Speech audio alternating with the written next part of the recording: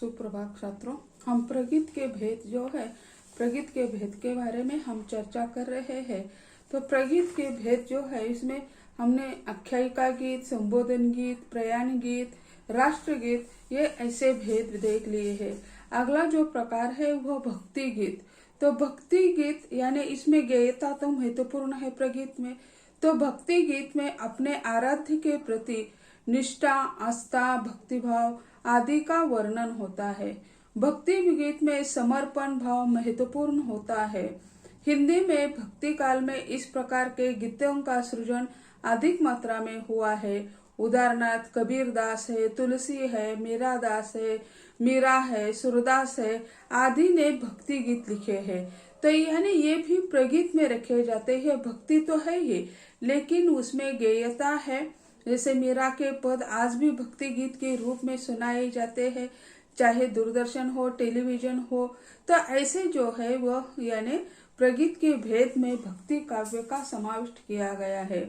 तो लोकगीत यानी लोक साहित्य, लोकगीत यानी जो साहित्य साहित्य की भाषा एक विशिष्ट कटघरे में बंधी हुई होती है, लेकिन यह भक्ति गीत है या लोकगीत है, वे साहित्य के जो बंधन है उसको स्वीकारते नहीं है। वे यानी अपनी संस्कृति का प्रतीक के रूप में उसका गायन करते हैं। लोकगीत अत्यंत सहज स्वाभाविक ढंग से अभिव्यक्त किए जाते हैं। वह अपनी अपनी मातृभाषा में लिखे जाते हैं, गाए जाते हैं। इसी कारण वह स्वाभाविक ढंग से यानी व्यक्त किए जाते सहजता से। यानी जैसे किसान जो होता है खेत में काम करते समय वह यानी अपना श्रम परिहार करने के लिए यानी गीत गाता है। धोबी हो या जैसे यानी आटा पीसने वाली जो स्त्रियां है वह भी आटा पीसते समय, आज तो चक्की चली गई, लापता हो गई, लेकिन पुराने समय में आटा पीसते समय स्त्रियां यानी गीत गाती थी, अपने जो भाव है वो व्यक्त कर देती थी, वह लोकगीत में आ जाते हैं। क्योंकि लोकगीतों की रचना अनपढ़ होते हैं, यानी रचनाकार जो है वो अनपढ़ होते हैं, उनके भाव महत्वपूर्ण है, भाषा नहीं है। भाषा महत्वपूर्ण नहीं, वह भाव महत्वपूर्ण है। तो ऐसे इसमें भाव होते हैं। इसी कारण इन गीतों में अलंकरण की प्रवृत्ति कम होती है। उसमें अलंकार जो है वह उसमें नहीं होते हैं, लेकिन उसमें भावों की अधिकता होती है। इसमें सजीवता होती है, यानी भाव होना यानी सजीवता है। हृदय को यानी छूने वाला यह गीत होता है।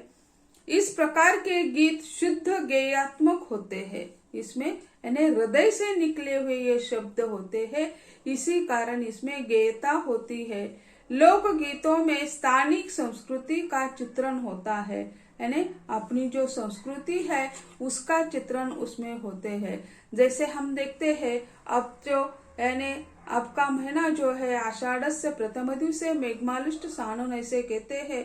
यानी कालिदास ने आषाढ़ का वर्णन करते समय तो यानी यह गौरव का यानी या प्रकृति के सौंदर्य को प्रफुल्लित होने वाला यह माना है, क्योंकि यह बारिश का मौसम होता है।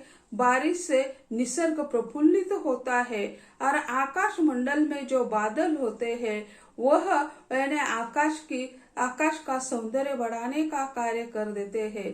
तो आषाढ़ मास हो, श्रावण मास हो, भाद्रपद हो, तो उसमें हम देखते हैं प्रकृति जो है वो प्रकृति फली फूली आनंदित दिखाई देती है। और इसी समय अनेक त्योहारों का आयोजन यानी इस समय किया जाता है।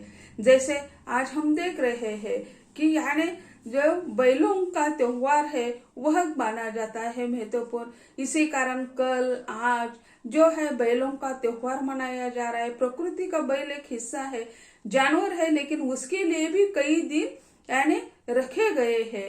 यानी 3 दिन पूरी विश्रांति होती है बैलों को। खेती का कोई काम नहीं करते हैं, उन्हें अच्छा कुछ खिलाया जाता है।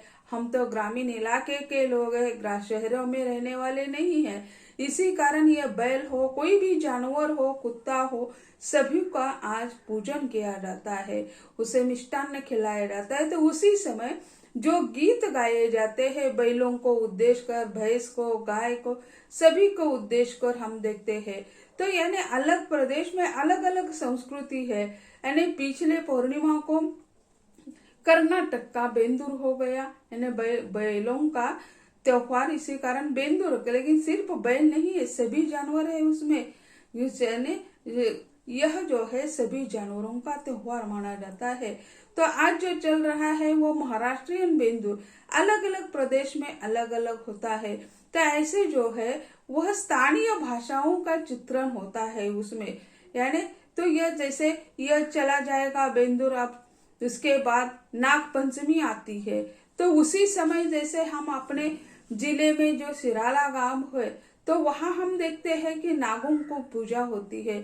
उसी तरह उत्तर प्रदेश में भी, हरियाणा हो, पंजाब हो, वही भी यानी यह नाग पंचमी मनाई जाती है, लेकिन उसको त्योहार अलग नाम है। हमारे यहाँ नागों का त्योहार, इसी कारण नाग पंचमी कहा जाता है।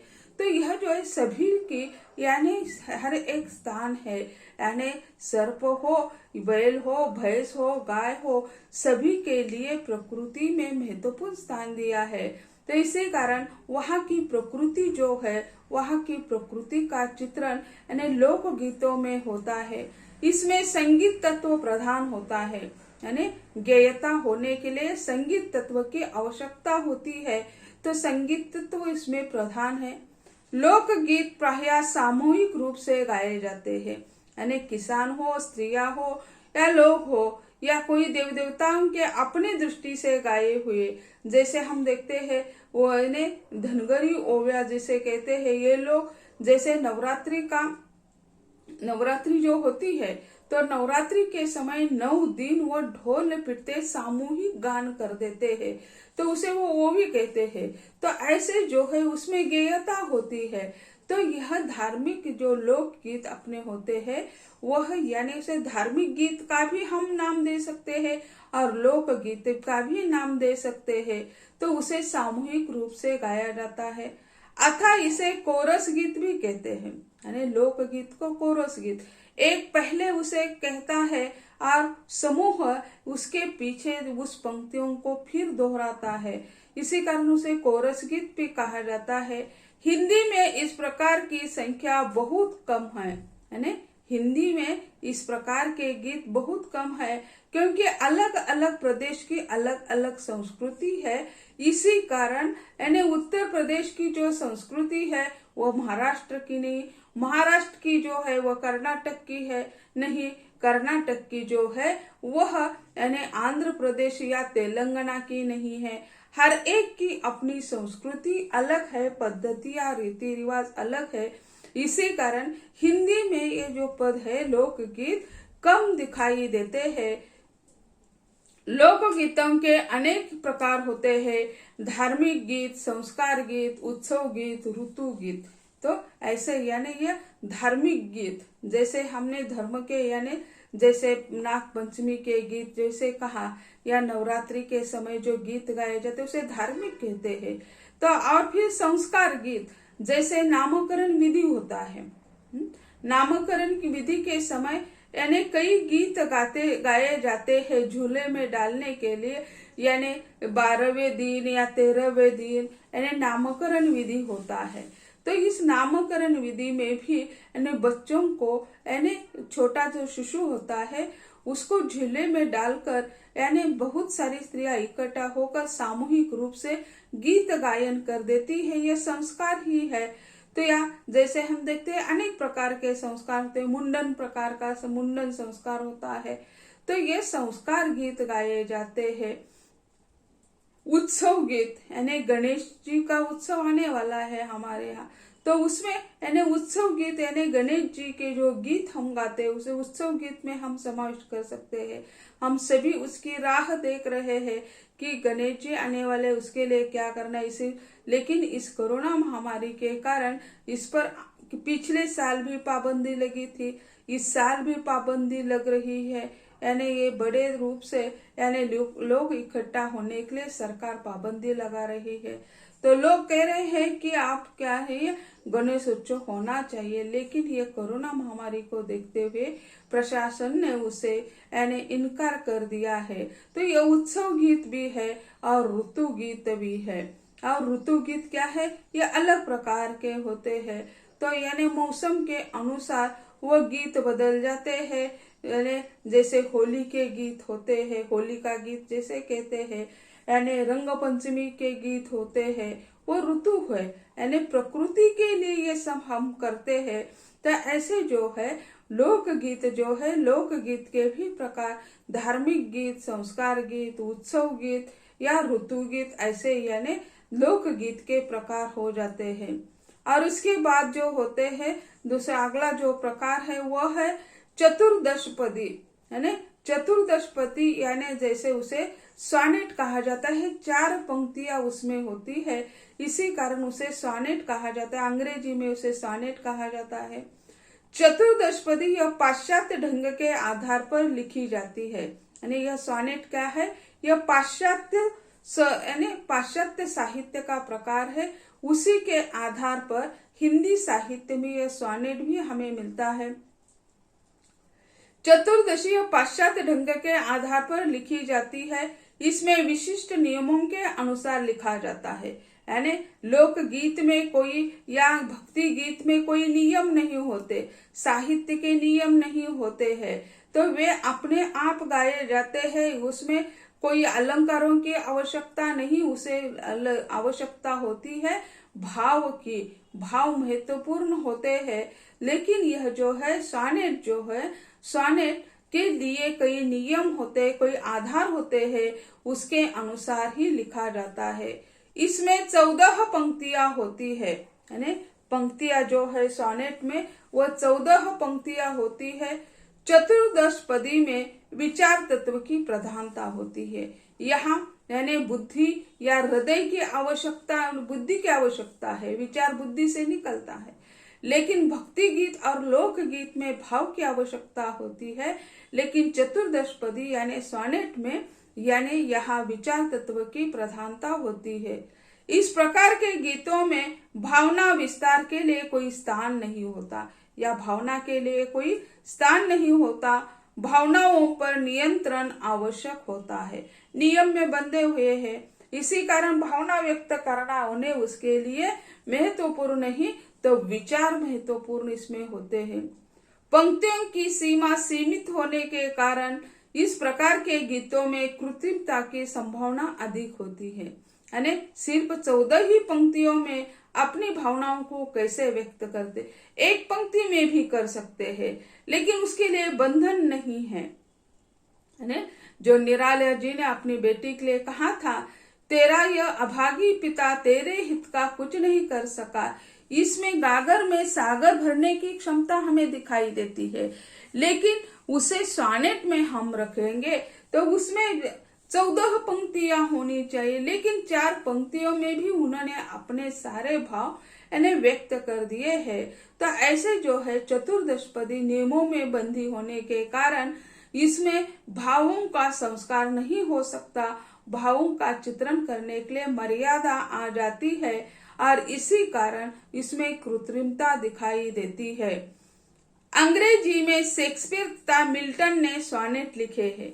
अंग्रेजी में यानी जैसे शेक्सपियर और मिल्टन जो है कवि, उन्होंने सॉनेट लिखे हुए हैं। और उपालंब गीत, उपालंब यानी जैसे हम कहते हैं किसी को कोसना, लेकिन आज भी हम देखते हैं कई गांवों में ये ऐसी रीति परंपरा है कि साल में एक बार गांव के कई हिस्से होते हैं या 2 हिस्से होते हैं गांव की लोक संख्या के आधार पर, और वे एक दिन यानी गालियां दे देते हैं। तो गालियां देने का साल भर किसी को हमें कुछ नहीं कहना है। जैसे हमारे यहाँ भी हम कहते हैं ना, गणेश जी जिस दिन आते हैं उसी दिन बड़े बुजुर्ग लोग कहते हैं कि यानी चंद्रमा का दर्शन मत कर देना, यानी घर से बाहर मत निकलना, क्योंकि इसके पीछे कोई आख्यान है कि उसी दिन या उसी रात हम चंद्रमा का यानी मुंह देखते हैं, तब क्या हो जाता है, हम पर कोई गलत आरोप लग सकता है।